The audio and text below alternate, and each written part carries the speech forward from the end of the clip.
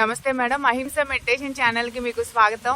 ముందుగా మీ పేరు, మీ ఊరు, మీ ధ్యాన జీవితం, ధ్యాన అనుభవాల్ని అహింస మెడిటేషన్ ఛానల్ ప్రేక్షకులకు వివరించవలసిందిగా సవినీయంగా కోరుకుంటున్నాం మేడం.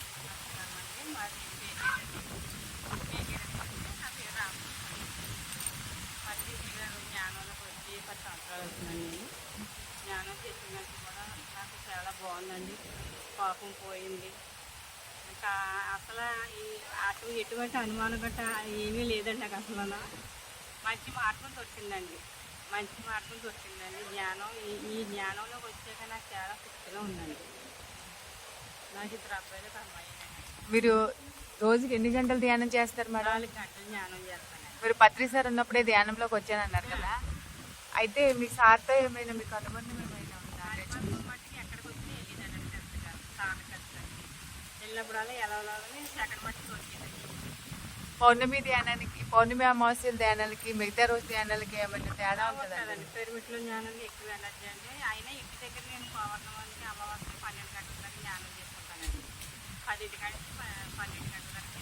రోజుకి ఎన్ని గంటలు ధ్యానం చేస్తారు? రోజు 4 గంటలు ధ్యానం చేస్తుంటే ఇలా 1 గంట ఎక్స్ట్రానే చేస్తానండి. మీకు ధ్యానం చేసినప్పుడు ఏమైనా అనుభవాలు ఏమైనా వస్తాయి? అనుభవాలు మట్టి ఏమీ రావండి. జ్ఞానం చేసాక ప్రశాంతత, మనశ్శాంతిగాను, ఎదురోడి మీద అనుమానం, అసూయ, ఈ కోపం ఇవన్నీ పోనీయండి. నాకు అసలు మన గురించి ఏదో చెప్పుకుంటున్నారని ఆవేదన గట్ట ఇంకా అసలు అటువంటి దిశ లేదండి. అసలు ఇంకొకళ్ళ ఇంటికి వెళ్ళి కూర్చుని సోదుకోబుర్లు గట్ట అసలు చెప్పబుద్దేదండి. ఇంకా నా పని అయిపోతే నేను పిఎంసి ఇవే చూస్తానండి. ఇంకా ఎవరు కూడా ఎదురోడి నుంచి అలా చేయలేకండి. ఏమన్నా కొత్త వాళ్ళకి మీరు ధ్యానం నేర్పిస్తూ ఉంటారు? చెప్తానండి. నాకు వచ్చినవన్నీ ఇలా చేసుకుంటే బాగుంటుంది, ఇలా చేసుకుంటామని చెప్తాను అందరికి. జ్ఞానం శాఖాహార ర్యాలీకి వెళ్తామండి. ఎక్కడైనా మానవ ర్యాలీలకు వెళ్ళినప్పుడు మీకు ఎలా అనిపిస్తుంది? అసలు ఎంత దూరం వెళ్ళినా వెళ్ళినట్టే ఉందండి. వెళ్ళనట్టుతో తెలియదు. అసలు బాగా తీసుకొస్తా ఉంటాయి. మీరు బుక్స్ అవి ఏమైనా చదువుతాం? ప్రతి నెల వస్తుందని పుస్తకం చదువుతాను. ప్రతి పుస్తకం చదువుతానండి. ప్రతి దాకా ఆ పుస్తకం అయ్యేదాకా నాకు మళ్ళీ నిద్రస్తుందండి. పుస్తకం చదవాలి. చదివితే ఏదో ఒక విషయం తెలుస్తుందండి. మీకు బాగా నచ్చిన పుస్తకం ఏంటి మేడం?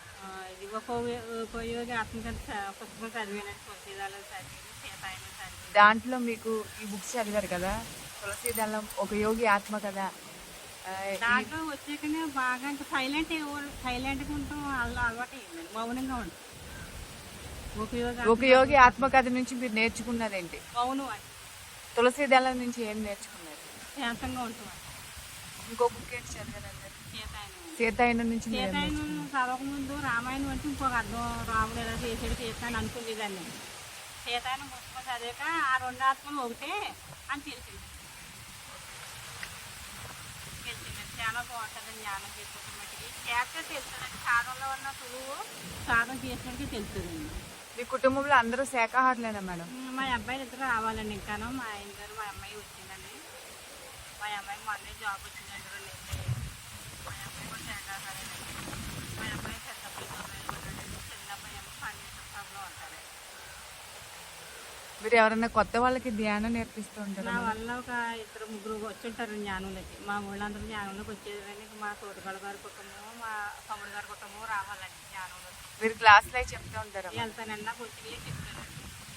రాయండి, టైం వేస్ట్ చేసుకోకండి. దీనికన్నా సులువైన మార్గం లేదు. జ్ఞానము ఇంతకన్నా సులువైన మార్గం చెప్పిన గురువు గారు ఎవరో లేరు అసలు. ఇప్పుడు మట్టికి ఎంతమంది గురువులు వచ్చినా మీ గురువు నీ దగ్గర ఉన్నాడని చెప్పిన గురువు పద్మీరి గారు. అసలు మర్చిపోలేని గురువు గారిని అని చెప్తానండి. మీరు పిరమిడ్లో ఎక్కువ ధ్యానం చేస్తారా, లేకపోతే ఇంటి దగ్గర ఎక్కువగా చేస్తారా? పవనానికి అమ్మవారికి వెళ్తామండి. పిరమిడ్కి ఇంటికాడ కూడా తీసుకుంటాం. తెల్లరగట్ట 4 గంటలు లేచి 6 దాకా చేస్తామండి. ఆదివారం అయితే 4 గంటలు కానీ 7 గంటల దాకా చేస్తామండి జ్ఞానం. జంతుబళ్ళ గురించి మీ అభిప్రాయం ఏంటి మేడం? కొన్ని గ్రామాల్లో జంతుబళ్ళు ఇస్తూ ఉంటారు. నేను ఈ జ్ఞానంలోకి వచ్చాక అసలు నైవేద్యాలు పెట్టుకుంటాం కూడా ఇంకా కొబ్బరికాయ కుట్టుకుంటాం కదండి. ఇంకా వాళ్ళ కోడి ఈ తక్కువేనండి. ఇప్పుడు ఈ జ్ఞానంలోకి రాకముందు కూడా నేను ఈ నీటి తక్కువేనండి. ఈ మొక్కుతాలు గట్ట మాకు తక్కువేనండి. నేను ఇప్పుడు కింద మా పేరుతో ఎప్పుడు ఎక్కడ పోతులు కూడా వేసుకోలేదు అసలు. ఒకవేళ ఇప్పుడు గ్రామాల్లో కోడిని కానీ, గొర్రెని, మేకని బలి ఇచ్చే చోటకి మీరు వెళ్ళినప్పుడు మీరు చూస్తూ ఉంటారు కదా, మీరు ఏమైనా ఖండిస్తారా? తినే వాళ్ళకి చెప్తారా ఇది పాపం అని? మా పక్కన మా తోడు గారు ఉంటారండి. ఆ అమ్మాయి కూడా చెప్తాను, ఇలా చేయకూడదు అమ్మా, ఇలా చేసుకుంటే బాగుంటుందండి. అక్క వాళ్ళే రావాలండి మాకు జ్ఞానంలోకి. సార్ కొన్ని మాట ఎప్పుడు వస్తారని చూస్తున్నాం జ్ఞానంలోకి. అందరూ బాగోదని కోరుకుంటామండి. మన గురించి కాదు, దేవుడిని ఎప్పుడు కూడా ఎదరోళ్ళ గురించి వేడుకోవాలండి. దేవుడు మనల్ని అప్పుడు మెచ్చుకుంటాడు. దేవుడు ఎప్పుడు కూడా ఎదరోళ్ళ గురించి ఎవరో కోరుకుంటారని చూస్తాడటండి నేను. ప్రస్తుత సమాజంలో కొత్తగా ధ్యానం నేర్చుకున్న వాళ్ళకి మీరు ఇచ్చే మెసేజ్ ఏంటి మేడం? నేను ఎవరికైనా ఏమేమి చేయొద్దు, మెడిసిన్ అక్కర్లేదు, జ్ఞానంలోకి రాయండి, సాధన చేయండి అని చెప్తాను. ధ్యానం వల్ల ఉపయోగాలు ఏముంటాయి? ఆరోగ్యం బాగుంటుందండి. ముందు కూర్చుంటూ నేర్చుకోవాలండి జ్ఞానం. ఓకే మేడం, మీ విలువైన సమయాన్ని మా అహింస మెడిటేషన్ ఛానల్ ప్రేక్షకులకు కేటాయించి ఎంతో విలువైన సమాచారాన్ని ఇచ్చినందుకు చాలా థ్యాంక్ యూ మేడం. అలాగే దయచేసి అందరూ ఏఎంసీ అహింస మెడిటేషన్ యూట్యూబ్ ఛానల్ని అందరూ లైక్ చేయండి, షేర్ చేయండి, సబ్స్క్రైబ్ చేయండి. Okay, thank you madam.